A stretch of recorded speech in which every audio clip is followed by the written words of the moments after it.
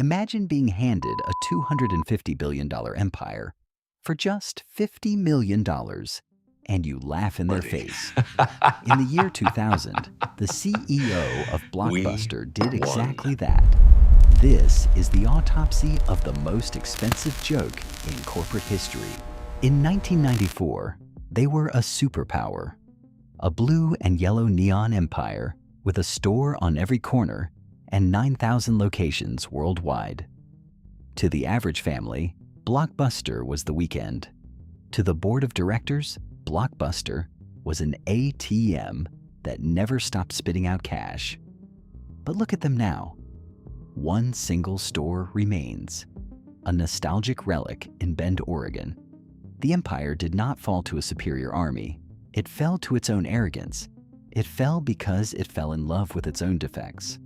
This is the autopsy of a murder that everyone saw coming, except the victim. Blockbuster's business model was built on a foundation of human frustration. In the year 2000, 16% of their total revenue came from one source: late fees. They made $800 million a year by penalizing their customers for being human. Forgetting to return a tape was their dopamine. They didn't sell movies. They sold access, and they taxed your forgetfulness.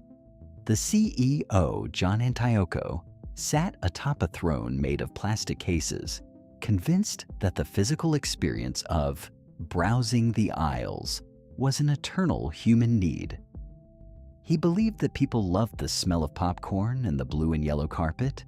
He failed to realize that people actually hated the drive, hated the limited selection, and absolutely loathed the late fees. They were a real estate company masquerading as a tech company. And real estate has a physical limit. Digital has none. September year 2000, Dallas, Texas. A small struggling startup called Netflix is burning through cash. The founders, Reed Hastings and Mark Randolph, fly to Dallas to meet the giants. They have a proposition. They offer to sell Netflix to Blockbuster for $50 million. They offer to become the digital arm of the blue and yellow empire. In the meeting room, Antioco and his executives look at these two men. They see a niche service that sends DVDs through the mail. They see a rounding error. Antioco literally laughs them out of the room. He thought $50 million was a joke for a business that had no future. Today, Netflix is worth over $250 billion.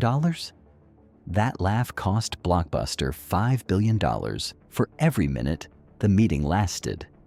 It remains the most expensive ego trip in corporate history. While Blockbuster continued to build massive physical stores, the world was moving into the wires. They ignored the internet. They called it a passing fad. They were blinded by their quarterly dividends. When Netflix switched to unlimited streaming in 2007, the game was already over.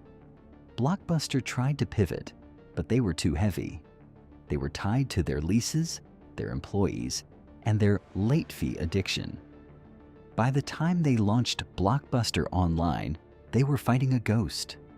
You cannot kill an enemy that exists everywhere and nowhere at once. In 2010, the empire filed for bankruptcy. The stores became empty shells. The neon signs flickered out. The king was dead, and he died holding a pile of plastic that no one wanted anymore. The lesson of Blockbuster is a cold, hard truth for the digital age. Success is a terrible teacher.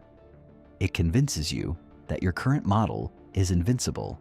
It makes you mistake your customers' lack of options for loyalty.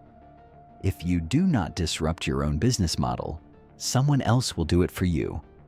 The world does not care about your heritage. It does not care about your physical footprint. It only cares about the friction you remove from its life. Blockbuster chose friction. Netflix chose flow. Don't be the giant laughing in the room.